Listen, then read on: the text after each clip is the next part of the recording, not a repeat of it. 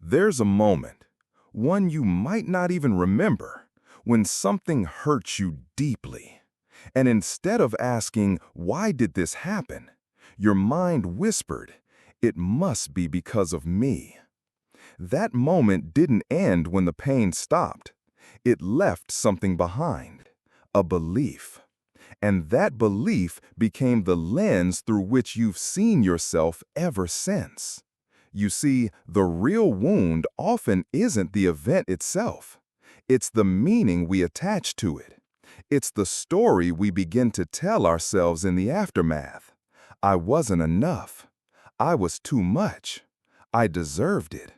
I'm hard to love. These stories don't live in your logic. They live in your nervous system, your body, your choices. And they echo over and over again, long after the past has ended. Carl Jung said, "I am not what happened to me. I am what I choose to become." But how can you choose differently if you're still imprisoned by beliefs you never consciously chose to begin with? This video is not just about understanding trauma. It's about reclaiming the self that existed before the shame, before the masks, before you were trained to doubt your own worth. Because healing isn't just about soothing the pain. It's about unlearning the lies you absorbed in your most vulnerable moments. And it begins not with fixing yourself, but with finally realizing you were never broken, just misled. So let's begin at the root, not with the trauma itself, but with the narrative it planted inside you. Long before you had the words to describe who you were, long before you could even think in full sentences, something else was already shaping your identity: feeling. Before language, the body speaks. It flinches when something feels unsafe. It softens when it feels seen. These pre-verbal experiences become the blueprint for how you understand yourself in the world, not through logic, but through pattern, through tone, through touch, through the way a caregiver looked at you or didn't. You didn't choose the first story you believed about yourself. It was downloaded into you through the emotional atmosphere of your earliest years. If love came with tension, you learned that love must be earned. If comfort was unpredictable, you learned not to trust peace. These lessons become identity, and that identity becomes invisible, so close to you, you no longer question it. This is the heartbreaking truth. The story that drives so much of your pain might not even be yours. It might be your mother's anxiety, your father's silence, a teacher's harsh tone, a moment you can't even consciously recall, but that your nervous system never forgot. When you were young, everything that happened around you felt personal because you had no other framework. If someone was angry, you assumed you caused it. If someone withdrew, you thought you did something wrong. This is not immaturity. It's survival. A child cannot afford to believe the world is unsafe or that love is unreliable. So they twist the narrative inward. If I change, they'll stay. If I behave, they'll love me. And thus begins the story. I'm responsible for everything that goes wrong. My worth is conditional. I must be perfect, invisible, good. And it follows you, quietly, powerfully. By the time you reach adulthood, that inner narrative is so deeply embedded, you rarely stop to question it. You don't think, "I was conditioned to believe I'm unworthy." You think, "I am unworthy." The belief disguises itself as fact. It infiltrates your relationships, your ambitions, even your self-care. You chase approval because you never learned to feel worthy without it. You tolerate mistreatment because some part of you believes it's all you deserve. You stay small because safety has always been more important than joy. And the saddest part? You call this your personality. You think this is just who you are, but it's not. It's who you became to survive a world that didn't teach you how to hold yourself with love. The real you is not the story you inherited. The real you is waiting, beneath the armor, to be remembered. Carl Jung believed that the unconscious mind holds the roots of our suffering, and that the journey of individuation, of becoming who we truly are, begins with making that unconscious conscious. When you begin to ask, where did this belief come from? You're not just unpacking the past, you're beginning to dissolve its grip on your present. The story you tell yourself can be rewritten, but only if you recognize that it's a story, not a truth. You were not born ashamed. You were not born afraid to speak, to feel, to want. Those fears were taught, and what has been taught can be unlearned. Your original self, the one before the programming, still lives within you, quiet, intact, ready to guide you home. But to reach it, you have to start at the beginning. Not with the event that hurt you, but with the meaning that moment implanted inside you, often without your awareness. When we think of trauma, we often focus on the pain, the wound, the event, the betrayal. But pain is only half the story. What's often more enduring than the trauma itself is what it taught you about who you are. Because trauma isn't just an experience, it's an education. In the silence that follows a painful moment, the mind begins constructing meaning. This happened because I'm not lovable, because I'm weak, because I deserved it. These conclusions are rarely conscious. They arise like reflexes. And once they form, they don't just live in your memory, they become part of your identity. Trauma teaches you to shrink, to hide, to scan the world for threat. It teaches you to expect abandonment, to anticipate harm, to fear joy because it never lasted. The body remembers.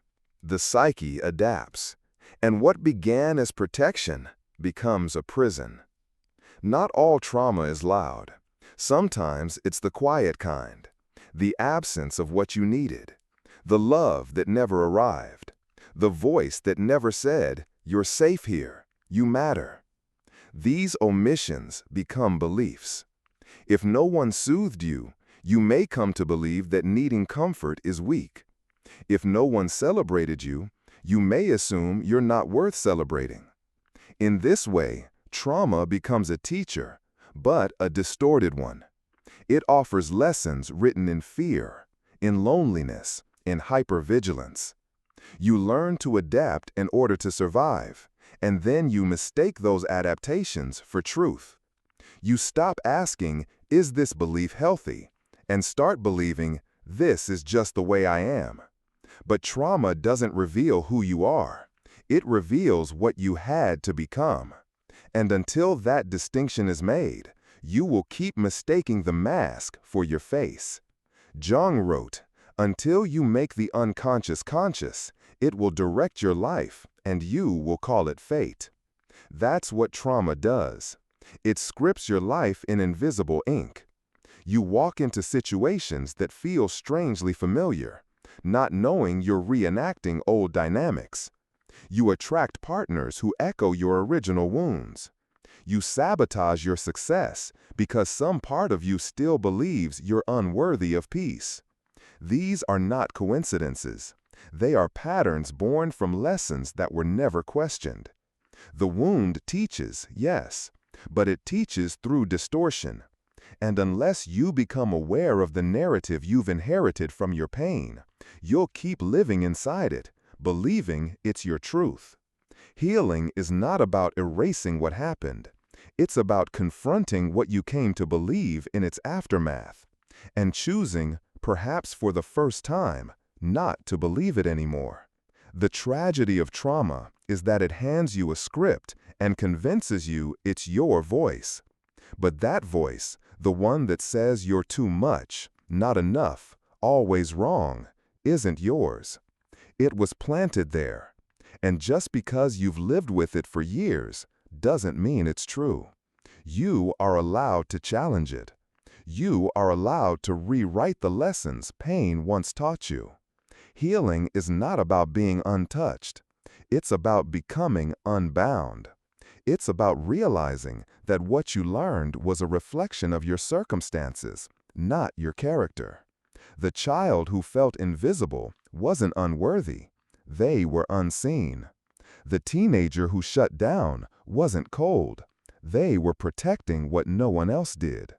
The adult who still struggles isn't broken. They're carrying beliefs that were never theirs to begin with. And now, finally, they're ready to be set down. There's a moment in every wounded childhood when the shift happens. When pain stops being something that happens to you and starts becoming something you believe is because of you. This is the moment. Innocence gives way to shame.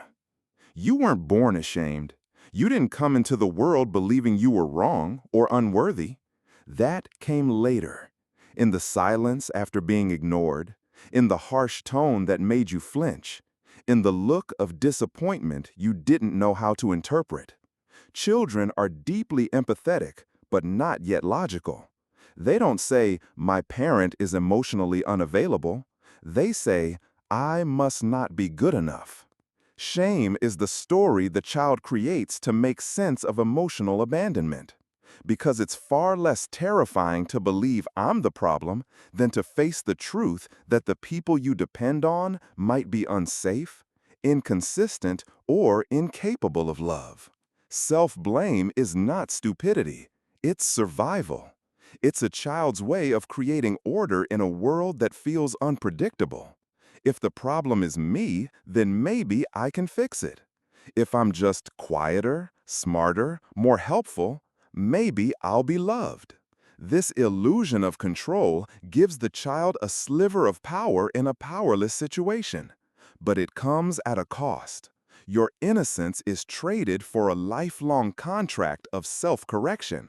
You carry that contract into adulthood, trying to be better, to do more, to finally be worthy enough to avoid the rejection you once felt. Shame becomes a kind of background music, always playing beneath your thoughts. It tells you to shrink before anyone asks, to apologize before anyone blames, to perform before anyone criticizes. And the most painful part? You rarely realize it's shame speaking, because it sounds so much like your own voice. By the time you're grown, shame has woven itself into your identity. It no longer feels like a wound. It feels like a fact. You think you're too emotional, too intense, too needy, too something. But these aren't reflections of your true self. They're echoes of what others couldn't hold.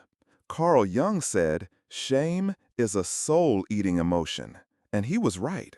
Because shame doesn't just tell you that you did something wrong, it tells you that you are something wrong, that your essence is flawed, that your needs are burdens, that your presence is conditional.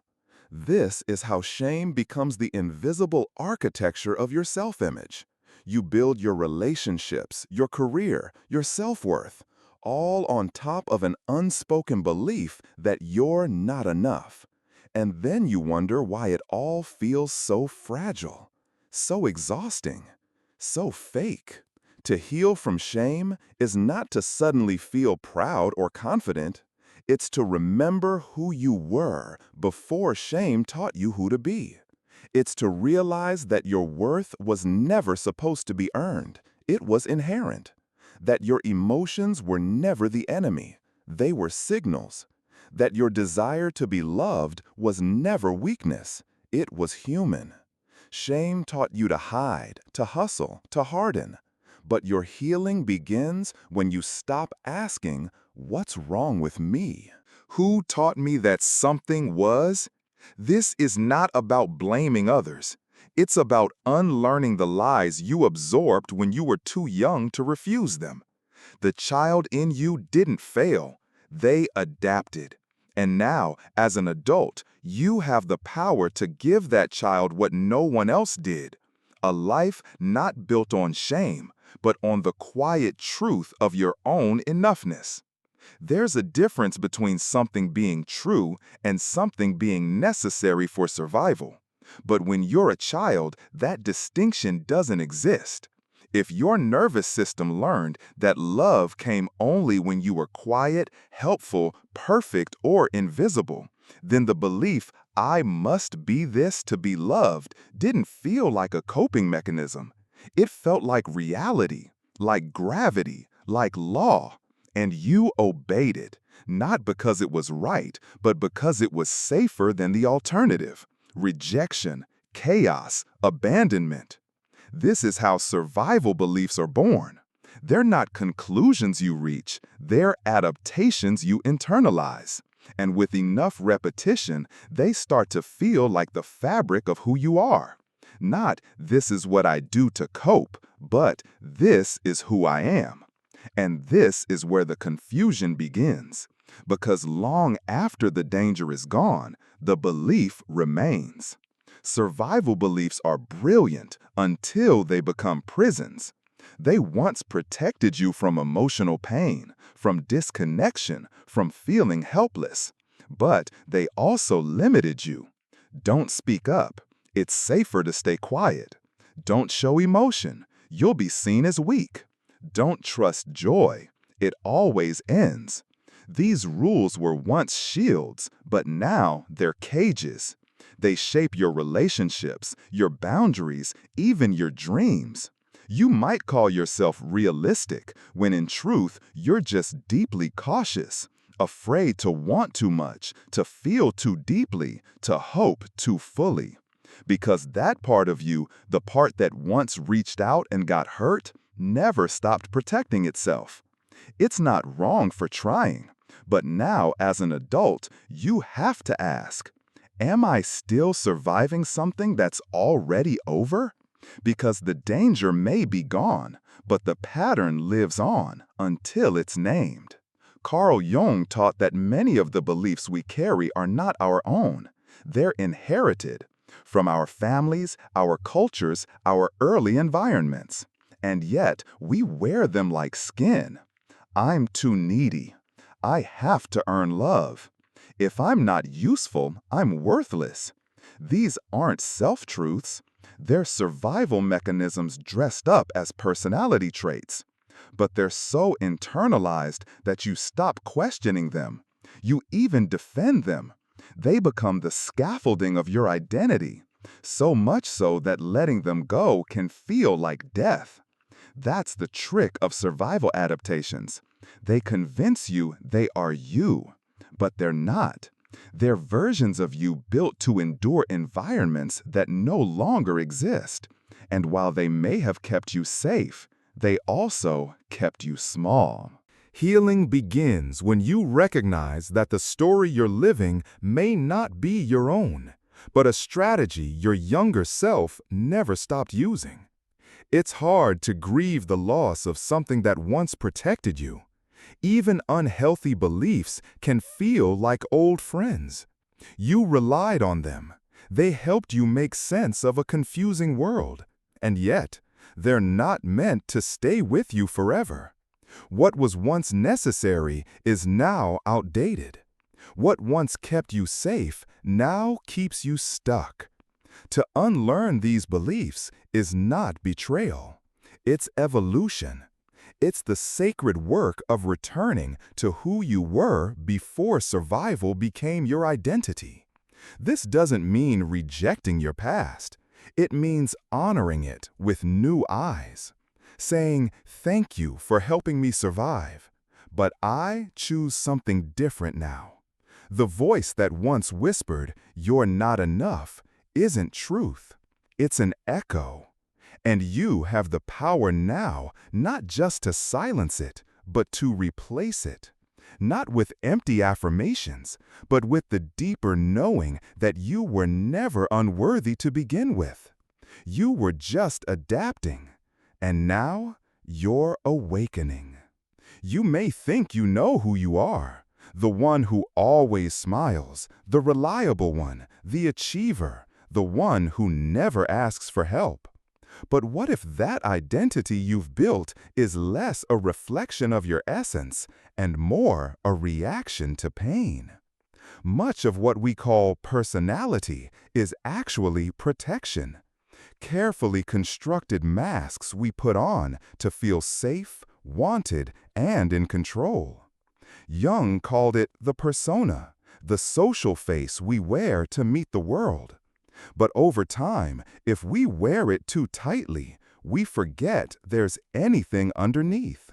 You think you're naturally easygoing, but maybe you learned not to complain because no one listened. You think you're independent, but maybe no one was ever there when you needed them. The defense became the identity. And now it's hard to tell where the performance ends and the real self begins. We often celebrate traits that were born from wounds, mistaking survival for strength. The perfectionist who overachieves isn't just ambitious. They may be terrified of failure because failure once felt like rejection. The caretaker who's always there for everyone else might have learned that love is earned through service, not presence. The lone wolf who prides themselves on needing no one might have been abandoned one too many times.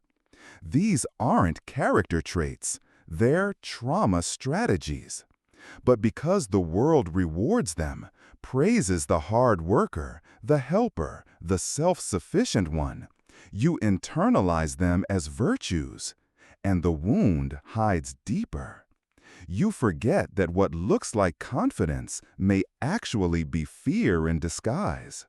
That what appears resilient might be a refusal to feel. That what you call who I am might be who I became to survive. And here's the quiet tragedy. When you mistake your defenses for your identity, you don't just fool others, you fool yourself. You begin to build a life around who you think you are. Careers, relationships, roles, all orbiting a self that was shaped in response to past pain. And yet, something inside aches, a quiet dissonance, a fatigue not from doing too much, but from being someone you're not. Jung taught that individuation, the path to wholeness, begins when we dismantle these illusions. Not to reject them, but to integrate them. To say, this version of me helped me survive. But who am I when I no longer need to survive? Who am I without the armor, without the applause, without the mask? The answer is there. It's been waiting. But first, the mask must crack. To realize that parts of your personality are actually defenses is not to lose yourself. It's to finally meet yourself. To move from performance to presence. To shift from control to authenticity. This is not a betrayal of who you've been. It's an honoring of who you've always been beneath. You can still be kind without people-pleasing. You can still be strong without shutting down. You can still be capable without sacrificing your needs. The armor once saved you, but now it weighs you down. You don't need to discard it in rage. You can thank it. You can set it aside. And you can begin to live not as the version of you the world needed, but as the version of you your soul has been longing for. The one who doesn't hustle for love. The one who doesn't hide behind competence. The one who simply is, and finally believes that is enough. Have you ever found yourself in the same emotional story again and again? Different people, different settings, but somehow it all feels familiar? Like life keeps placing you in the same role, the abandoned one, the overlooked one, the one who gives more than they receive. It's not just coincidence, it's repetition. And in Jungian psychology, repetition is not random. It's a cry for recognition. The psyche seeks healing through reenactment. What wasn't understood must be relived, not because you deserve the pain, but because your unconscious is trying to make it conscious. You repeat what hurt you, not out of masochism, but because the original wound still holds power. You're trying to master a story that once mastered you. The child who was never chosen becomes the adult who chases unavailable love. The one who never felt seen now performs for validation. The wound calls out, "See me, understand me, finish the story." Trauma freezes time. It locks a part of you in the past and makes it echo in the present. That's why you can be 35 years old but feel 5 when someone ignores you. Why you overreact when a partner gets quiet. Why a small rejection feels like a collapse. You're not crazy, you're reenacting. Your body remembers what your mind cannot. And when you haven't processed the original event, your nervous system keeps pulling you back into situations that mimic it, hoping this time you'll respond differently. Messages from the unconscious rising into awareness, not always with words, but with feeling, with sensation, with ache. And behind that ache, there is always meaning. Carl Jung believed that symptoms are symbols, that emotional pain is the psyche's way of expressing what has been exiled, the unlived parts, the unprocessed grief, the denied truths. If you feel chronically exhausted, it may not be from activity, but from the burden of pretending. If you feel anxious, it may not be about the present moment, but about an old wound being poked open again. So often, we treat the symptom and miss the message. We medicate the depression, but never ask why the soul is despairing. We distract from the heartbreak, but never ask what it revealed about our unmet needs. Pain speaks in code, and until we learn to listen, we remain trapped in cycles of suppression. But the moment we pause and ask, "What is this pain trying to tell me?" we open the door to transformation. The wound becomes a teacher. The suffering becomes a path. Think about the times you changed the most, the times you grew, awakened, realigned. Were they born from comfort or from crisis? So often, it is pain that brings us back to ourselves. It pulls us out of numbness, out of autopilot, out of denial. It confronts us with what can no longer be ignored. Pain shatters illusions. The illusion that we're fine. The illusion that we don't need anyone. The illusion that if we just work harder, stay busier, smile more, we'll be okay. But beneath those illusions, pain waits. Not to harm us, but to wake us up. It says, "You are not living in alignment. You have strayed too far from your truth. Come back." Pain is not the enemy. It's the call to return. Not to who you were told to be, but to who you truly are. The self beneath the masks, beneath the noise, beneath the survival story. To listen to your pain is an act of courage. It requires you to feel what you once avoided, to sit with the discomfort without rushing to fix it. But in doing so, something softens. The pain loses its sharpness, because now it's being heard, witnessed, held. You begin to realize that what hurt you was not just the experience itself, but the silence that followed it, the loneliness of carrying it alone. When pain is finally given a voice, it can complete its cycle. It can move. It can release. Jung said, Neurosis is always a substitute for legitimate suffering. In other words, when we refuse to face the original pain, it finds other ways to speak: anxiety, depression, compulsions, illness. But when we face it directly, we reclaim the lost parts of ourselves that were buried with it. And that is what healing truly is. Not the absence of pain, but the integration of its message. Healing doesn't begin with fixing. It begins with questioning. And one of the most difficult truths is this: you cannot heal what you still believe is your identity. As long as you believe the old narrative, I am unworthy, I am too much, I am broken, you will unconsciously resist healing. Because to heal would mean letting go of something that feels familiar, even if it hurts. The beliefs you formed in childhood were not chosen. They were conclusions drawn in emotional chaos. And the mind, desperate to create order, accepted them as fact. These truths have shaped everything: how you see yourself, how you love, how you set boundaries or avoid them. But what if they were never true to begin with? What if they were simply inherited, absorbed, misunderstood? Jung said the first step in individuation is to become conscious of what is unconscious.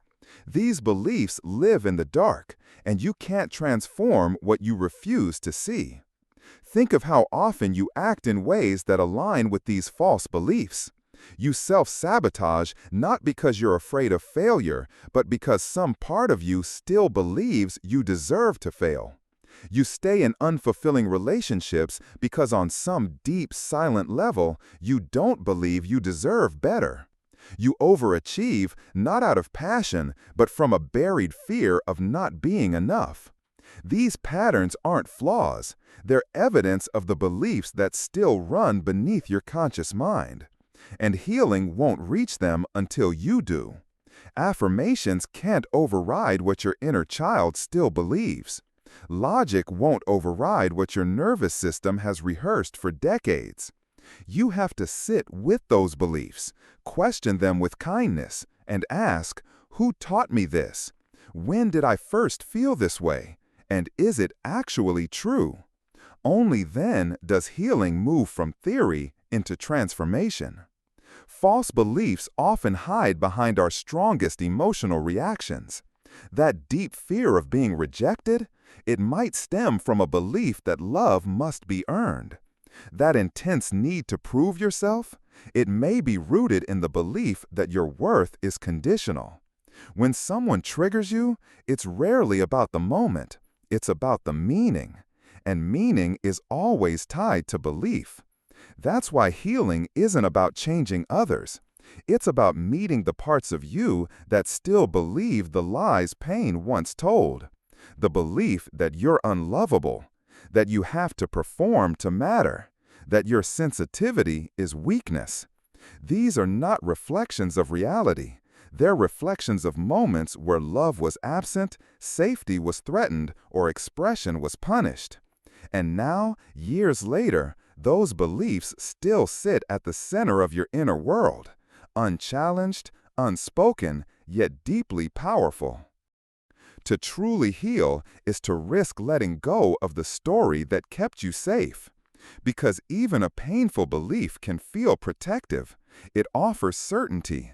It tells you how to act, who to be, what to expect.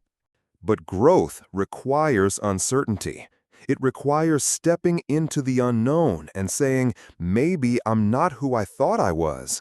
Maybe I'm not broken, I'm becoming.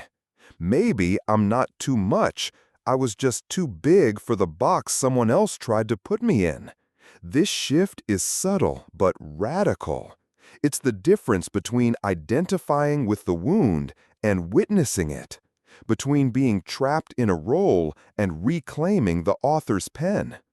When you stop believing the old story, space opens for softness, for truth, for new ways of being. You're not rewriting who you are. You're remembering who you were before the wound decided for you.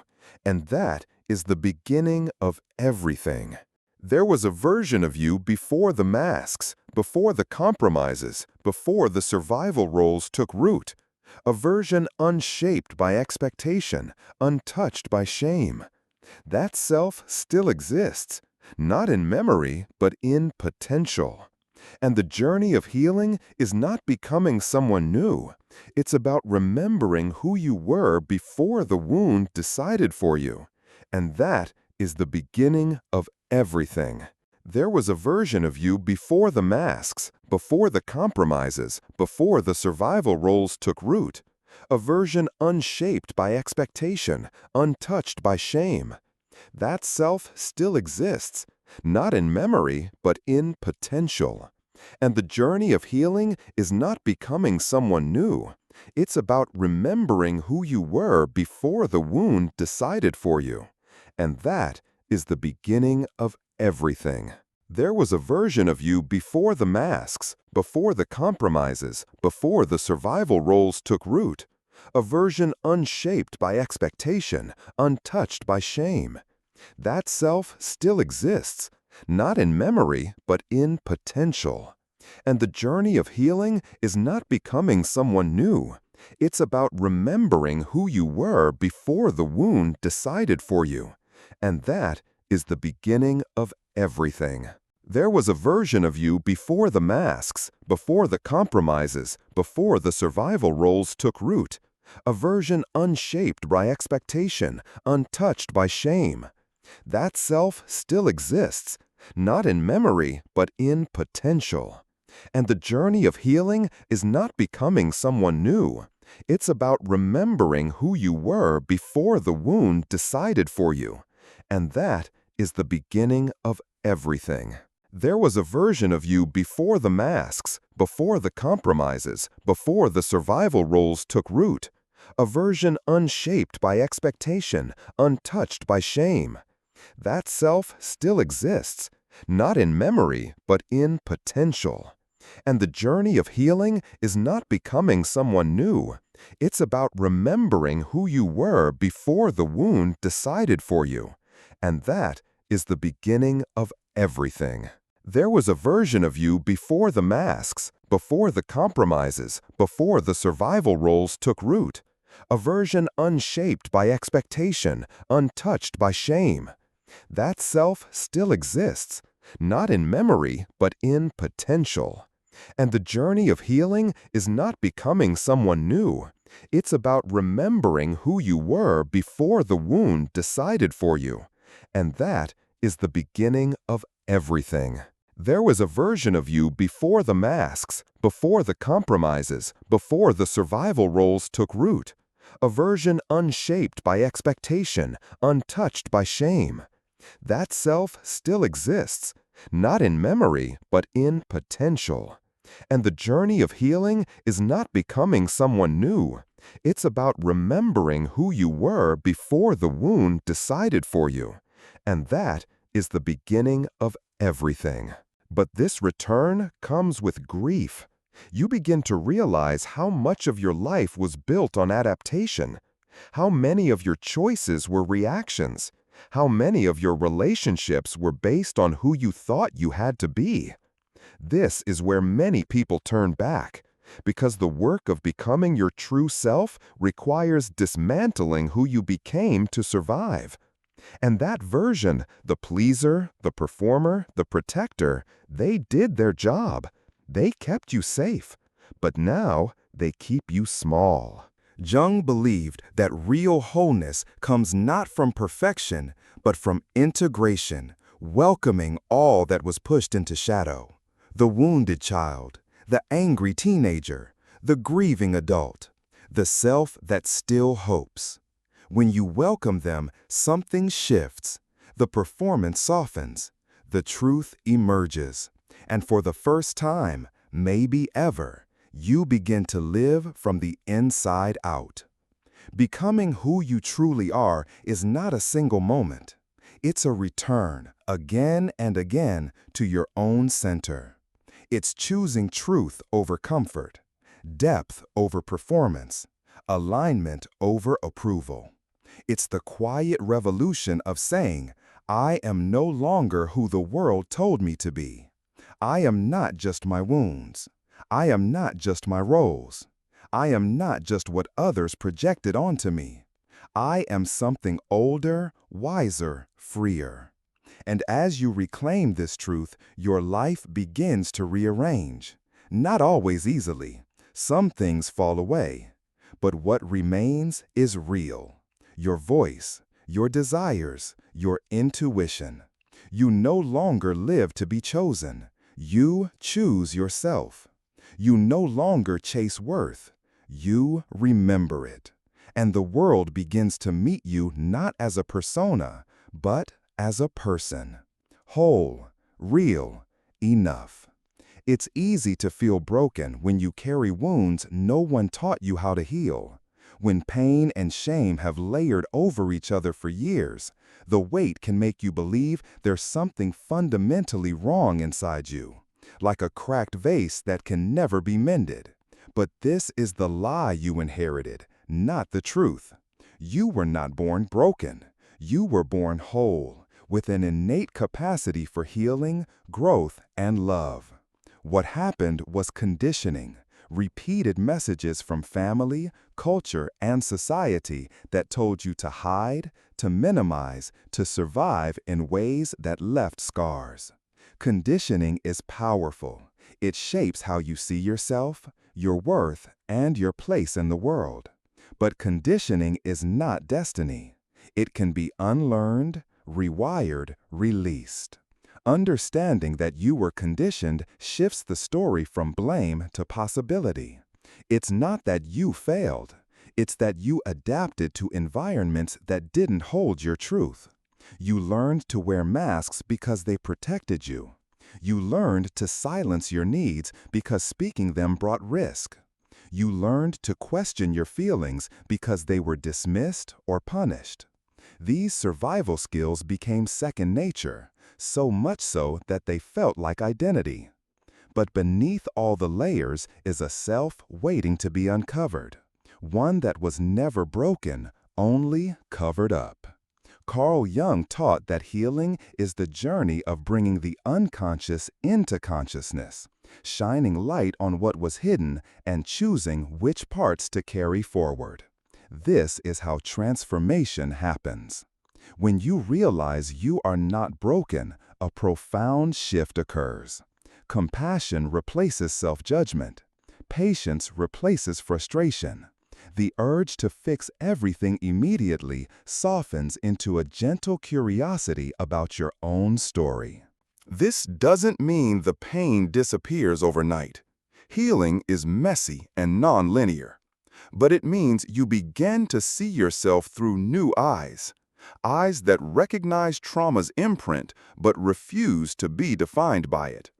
You start to give yourself permission to feel, to rest, to ask for help. You begin to practice kindness toward the parts of you that once survived by hiding. You learn that wholeness isn't perfection. It's embracing all the fragmented pieces of your humanity with grace. You are not broken. You were conditioned to believe you were. And now you have the power to unlearn that belief. This is a radical act of self-love and rebellion. It means choosing to reclaim your story from the shadows of conditioning and writing a new narrative, one of healing, authenticity, and freedom. It means embracing your imperfections as marks of survival, not failure. It means allowing yourself to be seen fully and unapologetically. Your pain does not make you less. Your courage to heal makes you whole. And as you step into this truth, you become a beacon for others still lost in the darkness. You are not alone. You are enough. You are on the path, and that path is healing. The journey we've explored is not an easy one. It's a path filled with pain, revelation, and the dismantling of beliefs that once defined you. But it is also a journey toward freedom. Freedom from the stories that no longer serve, from the wounds that no longer need to control, and from the conditioning that kept you small. Healing is not about becoming perfect or erasing your past. It's about embracing every piece of your story, the light and the shadow, and choosing to move forward with compassion for yourself. You are more than the roles you played to survive. You are more than the beliefs you were taught to carry. Beneath all of that is a self that has always been whole, waiting patiently to be remembered and reclaimed. The courage to question, to face, and to unlearn is the very act of reclaiming your humanity. It is the beginning of becoming who you were always meant to be. As you step into this truth, know that healing is a process, a lifelong unfolding of rediscovery. There will be days of doubt and struggle, but also moments of clarity and profound peace. You are not broken. You are not alone. You are enough, just as you are. And this is your invitation to walk the path back to yourself with honesty, kindness, and unwavering love. Remember, the problem was never what happened to you, but what you learned to believe about yourself. And now it's time to rewrite that story. Your true self is waiting.